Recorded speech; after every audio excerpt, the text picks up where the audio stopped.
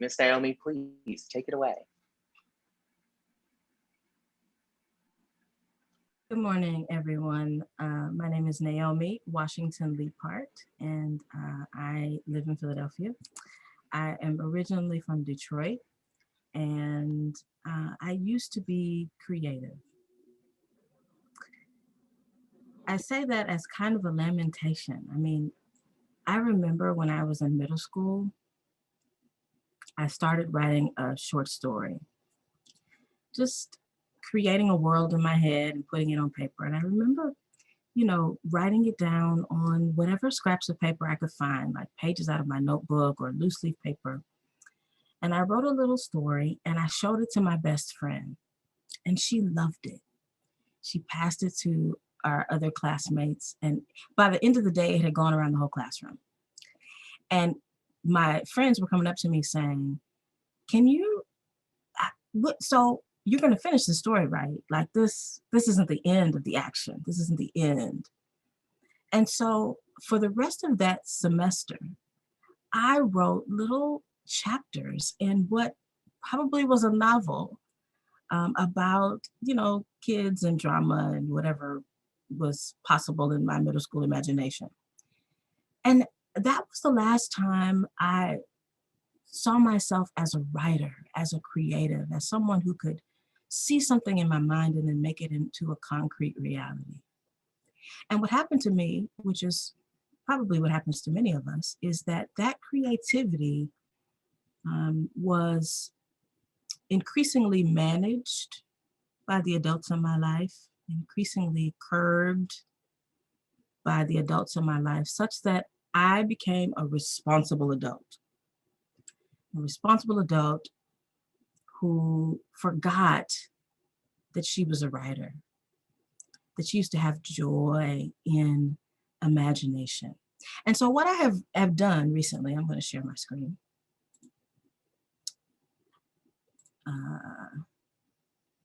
Now this looks different to me then. Hold on one second. Let me.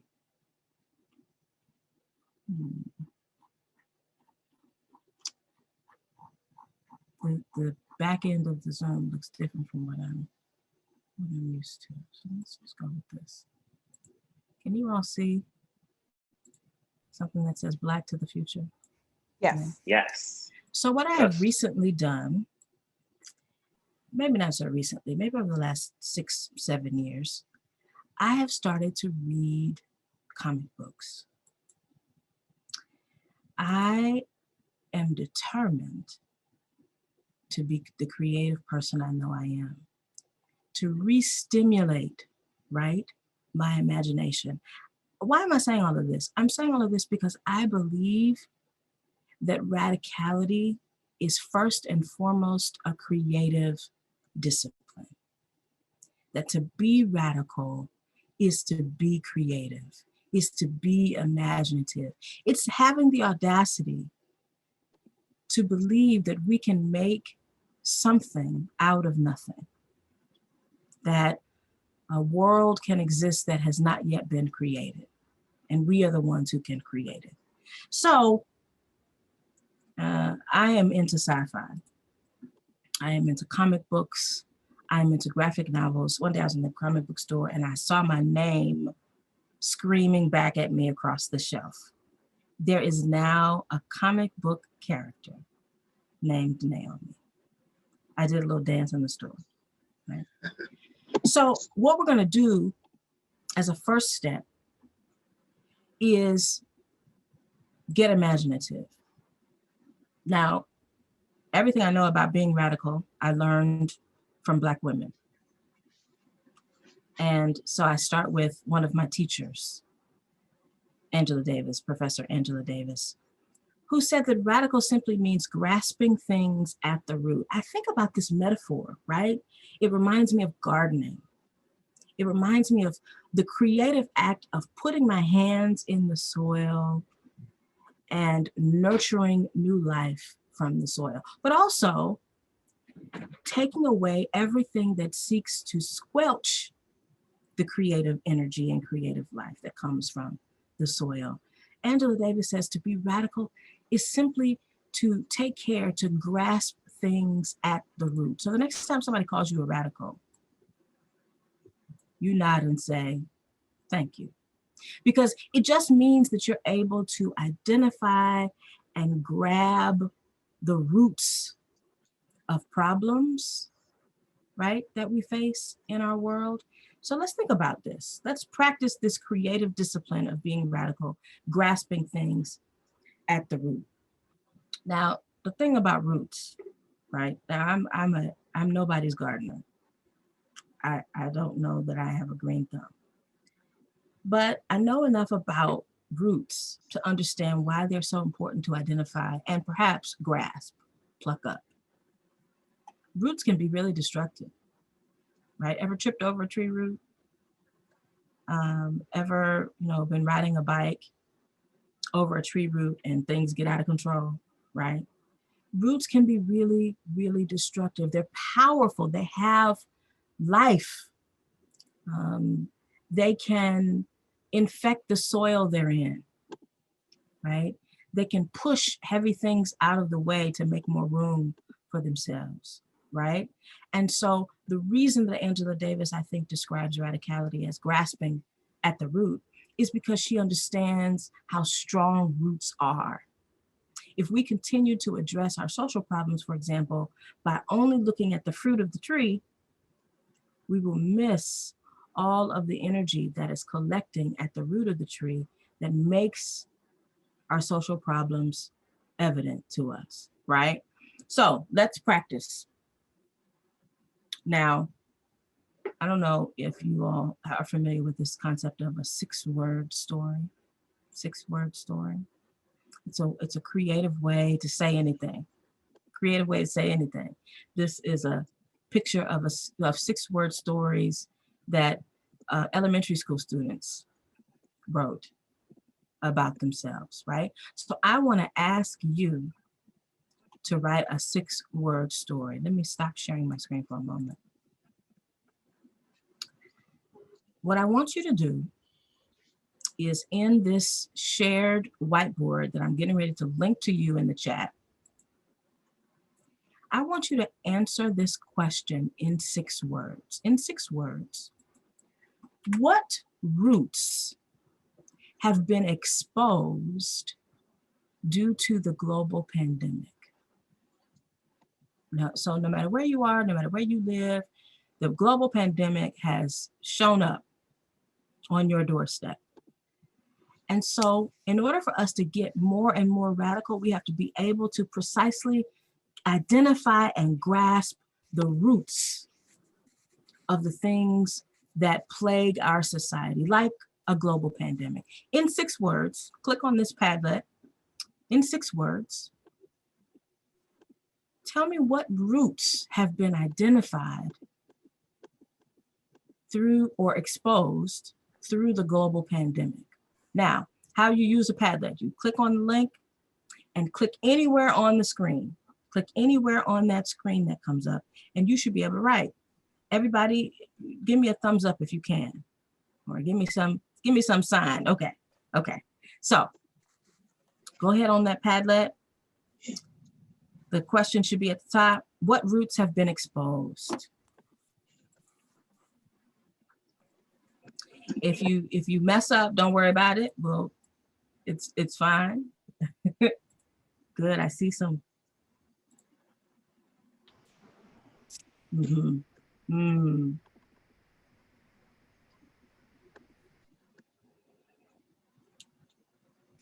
Another minute of writing, and then I'll share my screen so we can see the stories.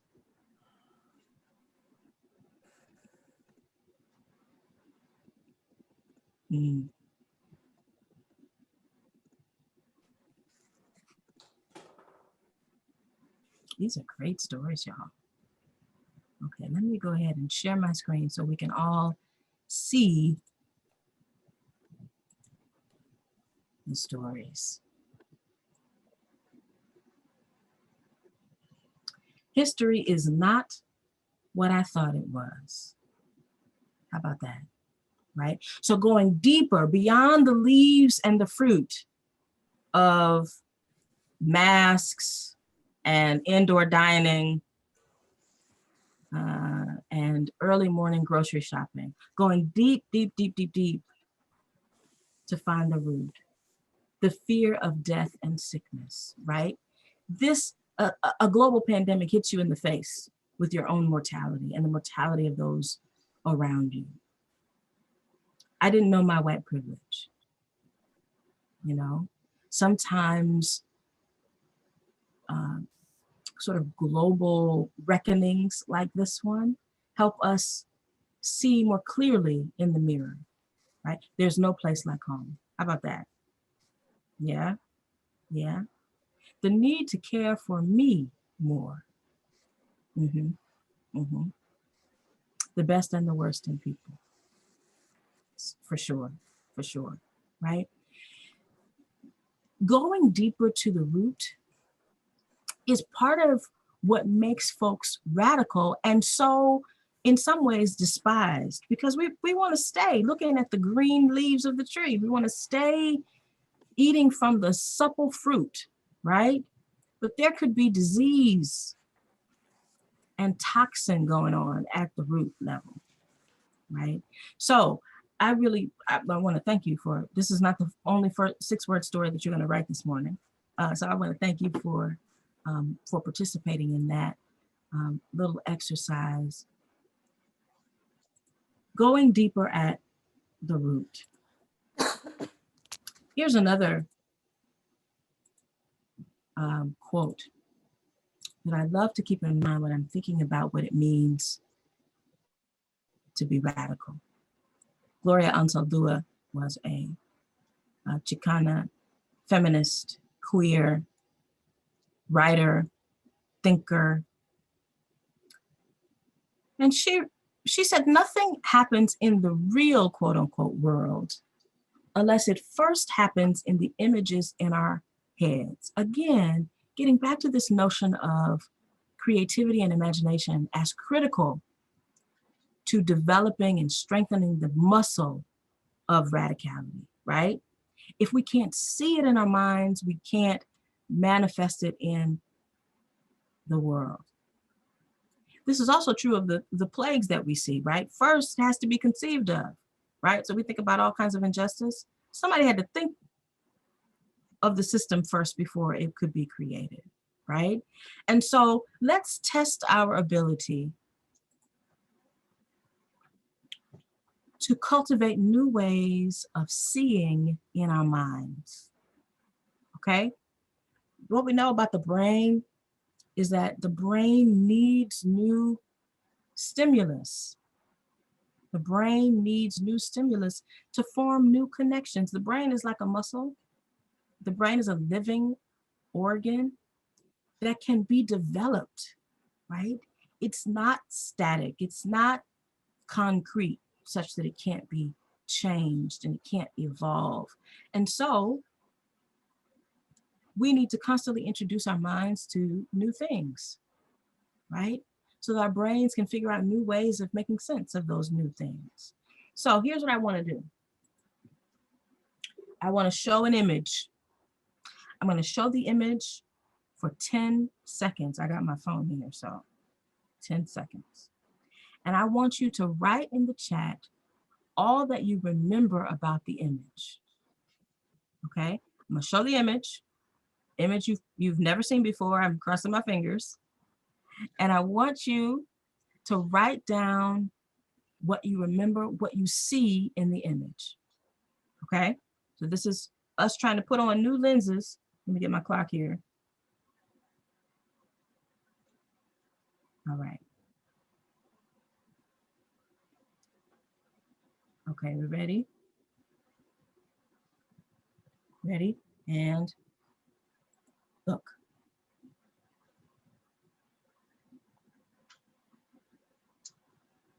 Wish I had some Jeopardy music. All right, and that is it. It was 10 seconds. Write in the chat. What do you remember?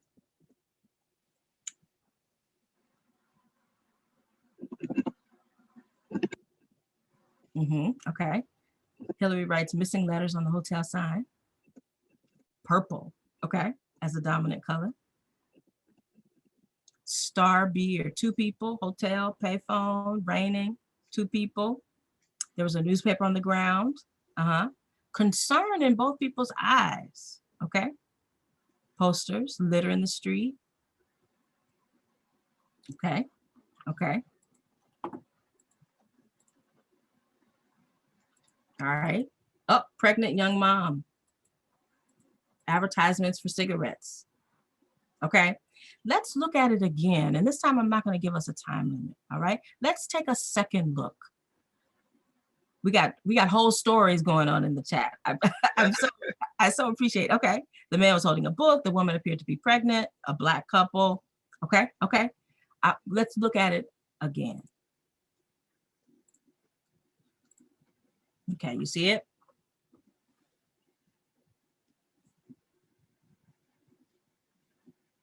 Look now and try to make meaning, make sense of it, right? So we were describing it before. Now let's interpret it. What do we think we're looking at?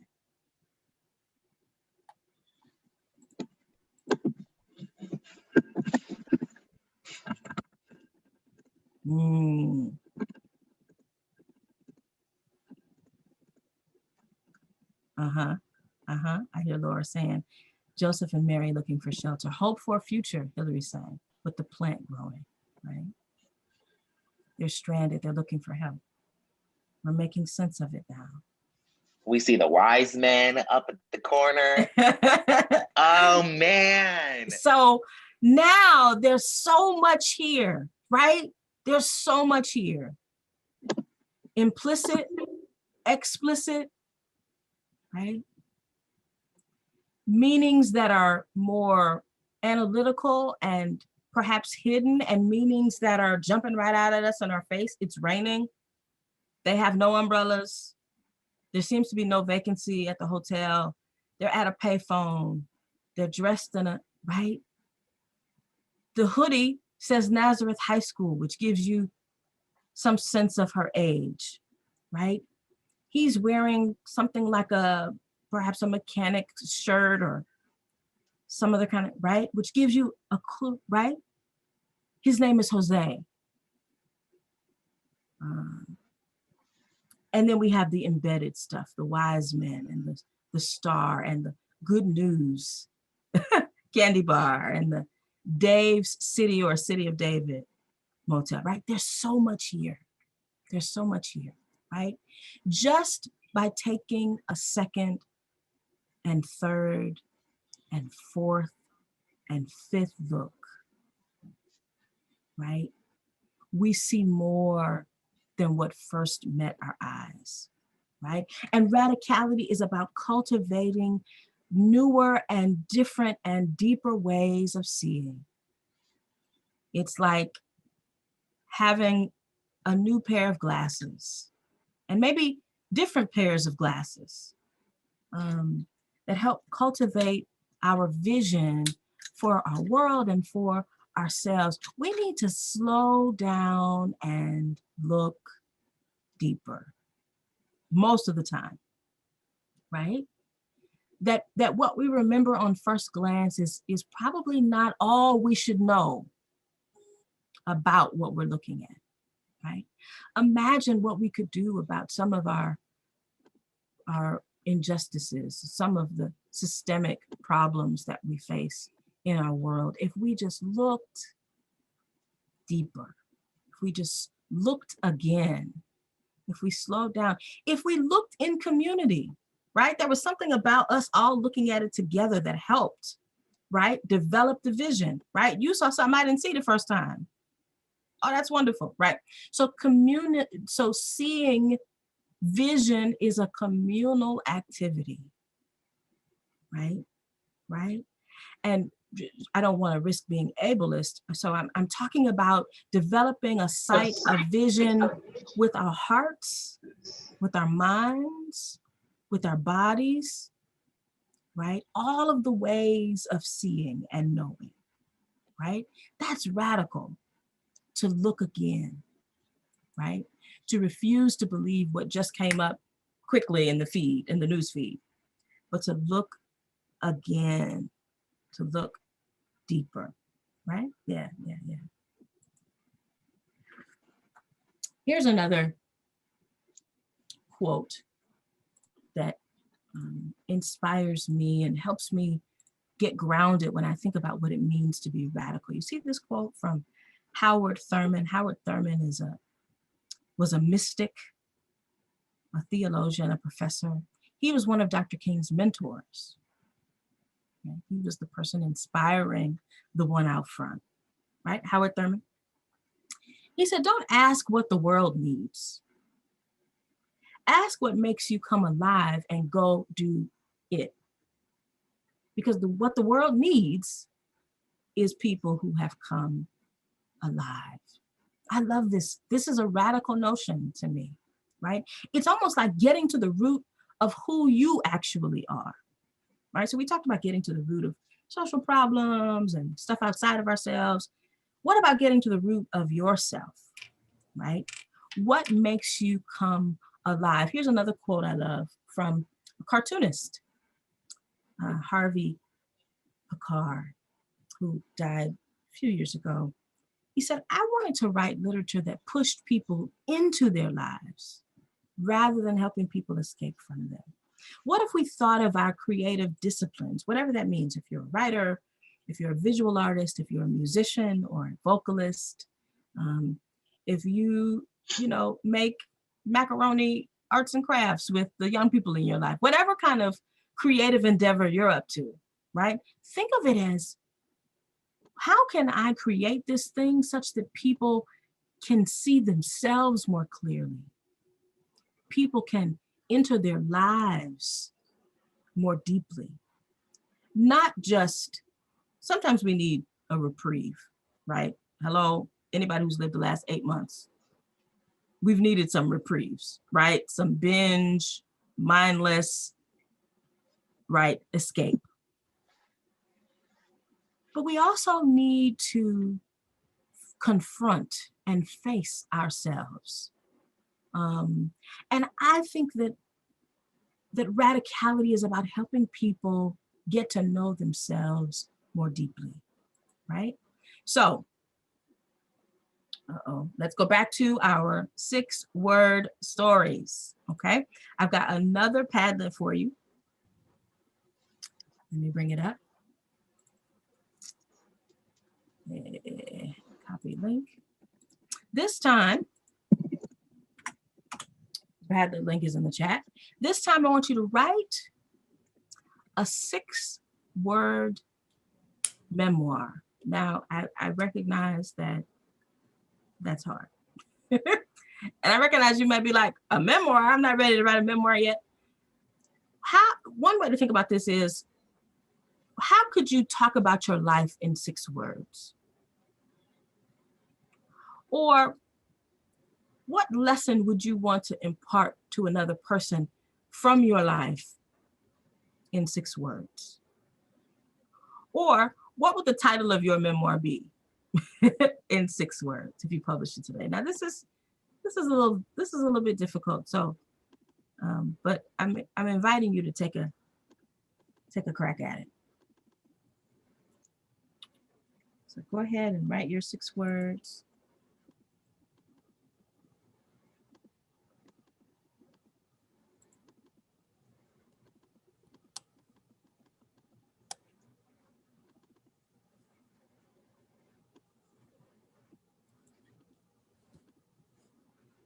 Mm.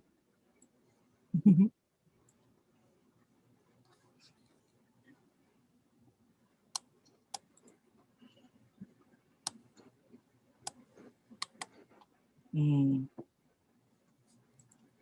Oh, I love it. I'm going to go ahead and share my screen. You all can keep writing, but so that we can see all of your memoirs. I was an artist, not now. That invites me to be curious and be interested, right? It's an honest mirror. It's going deeper into yourself to find the truths there, right? This too shall pass, my dear. Yeah, yeah, thank you. Thank you. Try to be a bit better every day. Yeah, yeah, yeah. Be who you are right now. I love that. I love that. I love all of these, right? Adaptable, an outcome of eventful living. Yeah, yeah, yeah. Right? This this is just a way. I find 6-word stories to be helpful to kind of get my imaginative juices flowing, right? And to focus and get to the point, right? Often a way to escape or to is to beat around the bush and to, but honing in is, I think, a useful creative exercise, right? Yeah, having persistence with empathy and curiosity. Love it, love it, love it. So I'm sorry, Anne. Maybe there was an issue with the Padlet. Sorry about that. If you want, you can write your 6 words in the chat if you'd like, if the Padlet wasn't working. All right. One more quote that I love that helps me remember what it means to be radical. So we've talked about getting at the root, grasping for the root, the creative exercise of nurturing growth and pruning away all that would suffocate growth, right? Addressing problems at the root. We've talked about cultivating new ways of seeing, first in our minds and then in the material, literal, tangible sense, right? We talked about what it means to come alive, what it means to go inside, to go deeper into my life instead of trying to find ways to escape my life and myself, right? Last thing I would say from another Black woman who has taught me, hard times require furious dancing. This is a quote from the prologue of a book of poetry written by Alice Walker. The book is the same name, Hard Times Require Furious Dancing. And she tells the story about being in her family, being in her community that had experienced lots of loss, like back-to-back losses. And she was sitting at a family gathering and everybody had every reason to be crying and be despondent, be sad. And then somebody turned on some music. And family members, one by one, started to dance. And she recalls remembering this, what her community and what her family was teaching her in this moment, that hard times require furious dancing. You know what was so radical a couple of weeks ago in Philadelphia, in the aftermath of the election? That people gathered and with joy danced in the middle of the hardest few weeks that this city has seen in a long time, right? In a while. In the midst of the sorrow of losing one of our own, that people got together and found reason to dance. Yeah? So I hope you know what I'm getting ready to ask you to do. I hope you know. Now, you can leave your camera off, you can leave your sound off, whatever you want to do is fine with me. But I want you to dance. These are hard times. They require our dancing. What a radical move to have the nerve to dance, to be in your body anyway, to feel anyway. All right. So I'm going to put on something that I think that is good dancing music. And I want you to dance. Let's just take a couple of minutes. All right. Ready? All right. You can turn off your cameras, but I want to see you dance. So.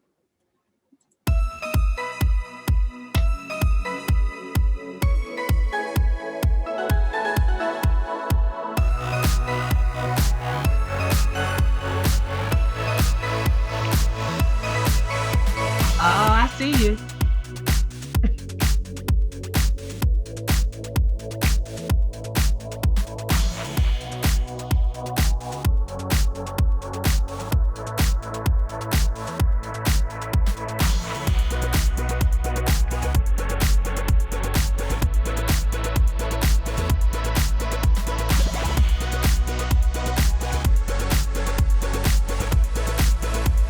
Oh, get it.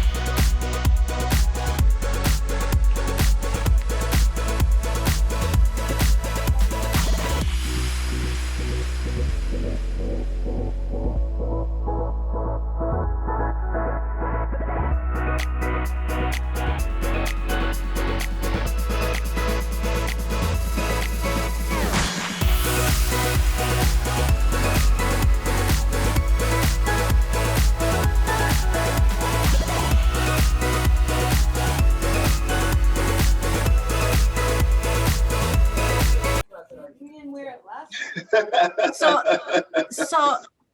that was just 2.5 minutes of dancing. What it does to get you back in your body, to put a smile on your face, to give you the courage you need to go out and face the hard thing.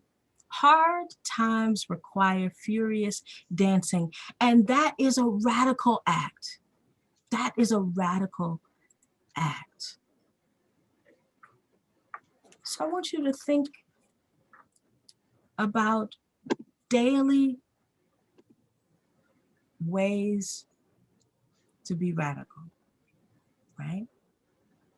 Looking for the roots, allowing yourself to be interrupted by the roots, just like you might be interrupted by the tree root that's coming up out of the sidewalk. Let it stop you. Attend to the roots.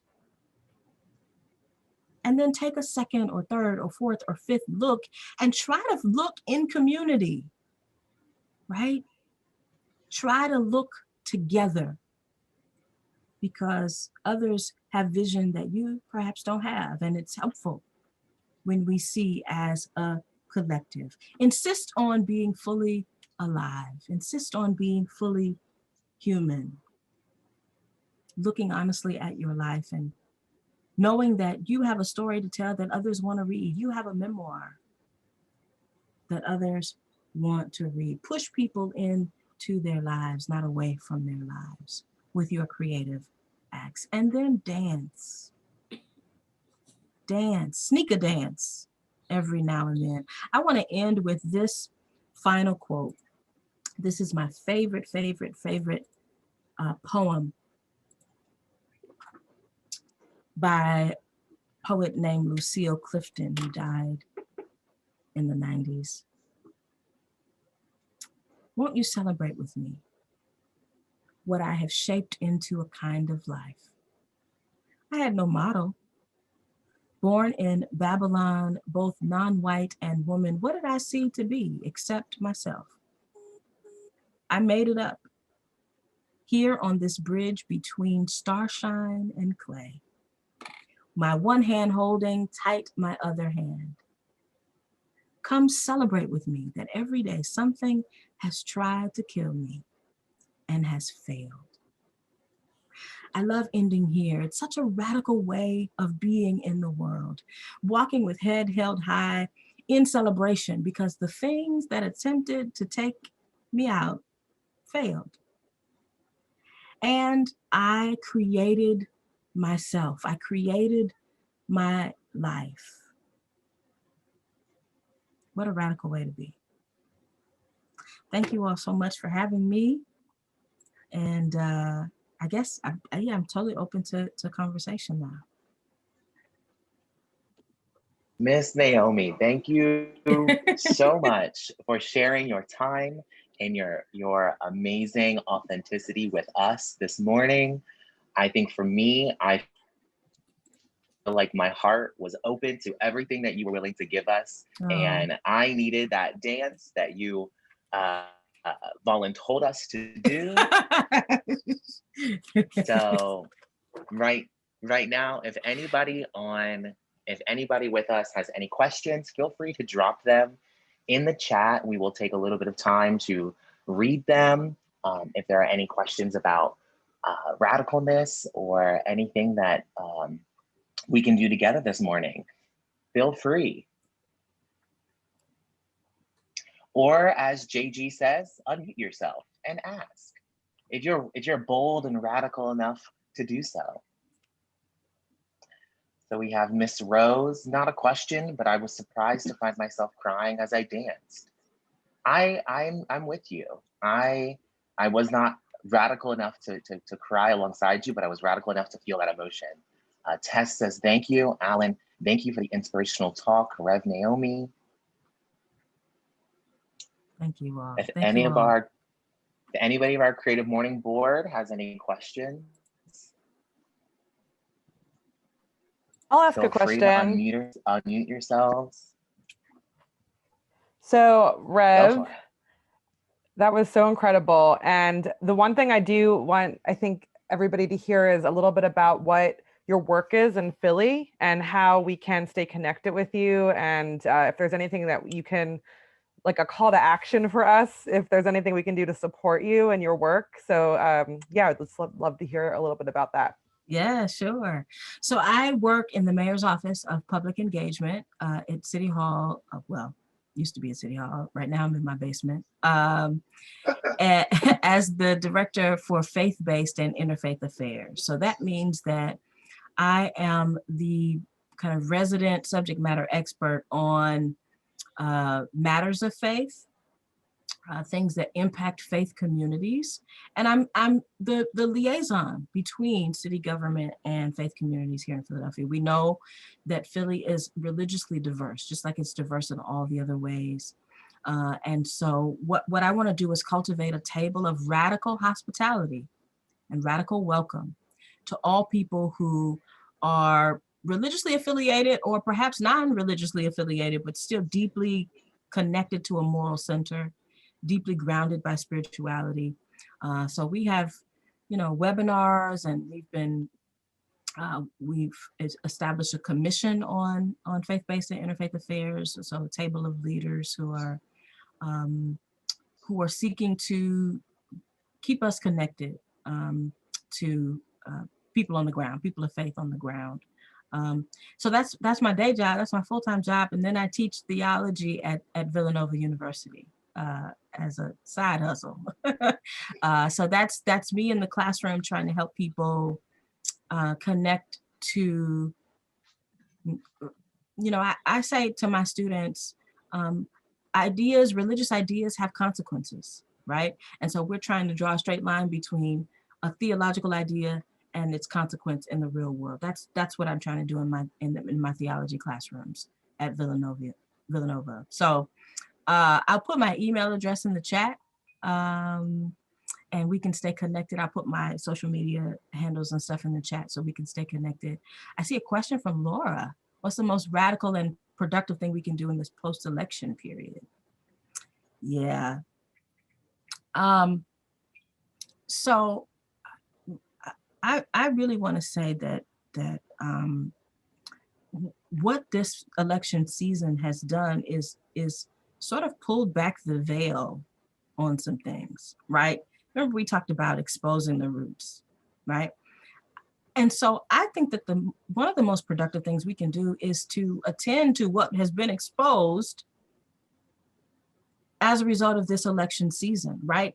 Even if the election outcome is what you wanted it to be, there are still some things that were exposed, some vulnerabilities, some toxins that were exposed throughout this election season.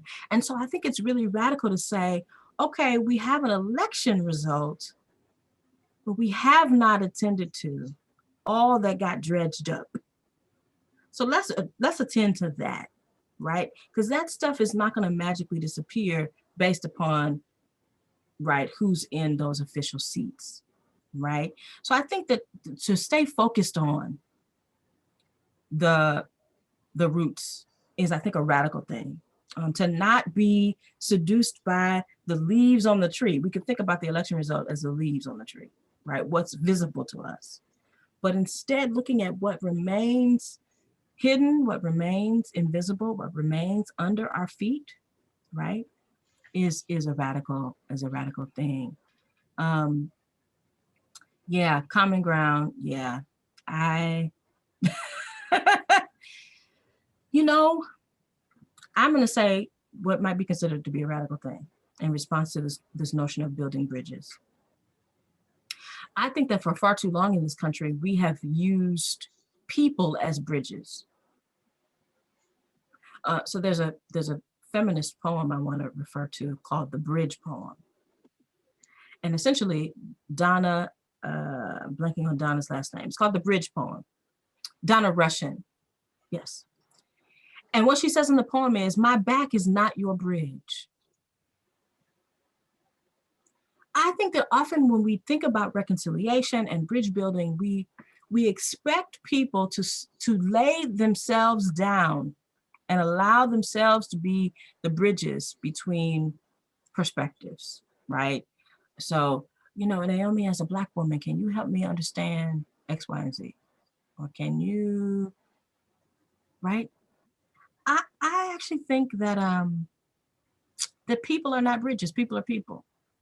And I actually think that the misunderstanding, the deep disagreements that have been exposed in our nation are not a matter of lack of cognitive understanding.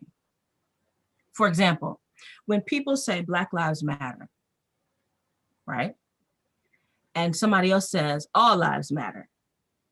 It's not that the person who's saying all lives matter doesn't understand what people mean by Black Lives Matter. It's not a misunderstanding. It's an opposition grounded in, I think, the insecurity of the perception of losing one's power, losing one's status, losing one's position and place in a society. But that's not how it has to be, right? It doesn't have to be that when I call your name, I'm excluding myself, right? Or when I let you in, I'm making less room for myself. What if we imagined a world that's not like musical chairs? Everybody actually can have a seat. And there's no music playing and there's no rush to find, right? We don't live in a musical chair society. I know, me too, I hated that game. I was always too slow. I could never get, right? I'm crawling on the floor trying to get to the chair, right? That's really what we've set up, is a musical chairs kind of society. Go ahead, Rose. Yeah. That game, even as a child, Steve and I were just talking about this last night. Even as a child, I hated that game. It just seemed mean. It just seemed mean that somebody would get, that's the whole point, that somebody would get left out. Yeah, who made this up? I hated it. It's a progressively more and more exclusionary. Exactly. At the end, only one seat is remaining. Right. It's like Monopoly. It's the same sort of thing. Just yeah. Winner takes all. Yeah. And so what if we just broke out of that and said to people, actually, you don't have to be threatened by my thriving. We both can thrive. There's enough such that we all can thrive. So part of what we need to do is just debunk these myths, right? That there's only 4 pieces of pie, there are only 4 chairs available, they're only, right? That actually we live in abundance.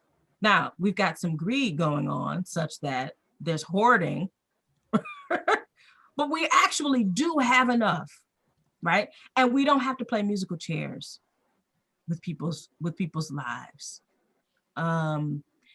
Start a new game where there are more than enough chairs. There are extra chairs, right? Because we're waiting for others to join us. We've set the table and we're radically hospitable. That's the game I want to play, right? So yeah. Oh, I love that idea of a public art installation. See, when we all get together and we see a new world, what can come out of that? Just us in this room. We've imagined new ways of talking about it, new ways of thinking about it, right? So yeah, I think that part of my role as a person who's trying to organize and empower people of faith is to say that ultimately my faith calls me to share good news. And good news for people who are systemically marginalized might actually sound like bad news to folks who have experienced the accrual of, right, benefit as a result of this kind of structure, right? So it's like, find the good news and share it, support it, right? That's to me what common ground is. Like, what's the good news here, right? So, you know, our commission, I'm very proud to say we've got 7 different faith traditions represented on the commission. You know, as a Christian person, it's important to me to dismantle Christian supremacy. Yeah. The way in which we, you know, presume that Christianity is the only way or the rightest way to be faithful. So I wanted to cultivate that kind of space with this commission. I do offer classes outside of Villanova. I'm in the middle of teaching something called The End of White Christian America. So, I mean, listen, if you roll with me, know that we're going to try to be radical in all things at all times. So I'm teaching, it's a 5-week series, and this Saturday is the last, tomorrow is the last day. We will be doing it again in the spring of 2021. So if you send me an email, I'm gonna put all that stuff in the chat now. You can, I'll send you info about the next class. This is me on all the things.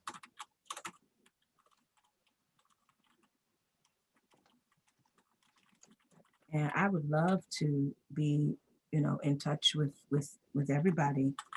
And it's just my name on Facebook.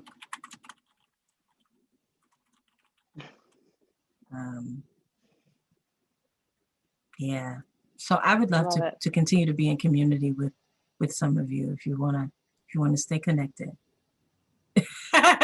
Listen, I wanted Holy Shift to be even more egregious, but that was already taken.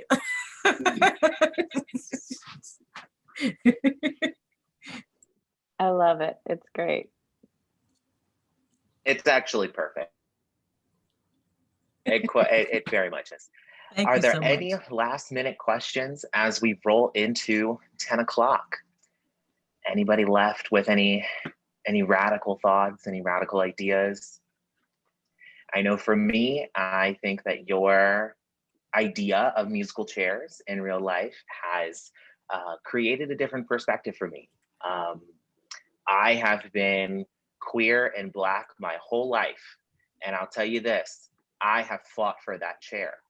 When I played it in middle school, I got that last chair. I pulled it from people because that's just what I fought for my whole life.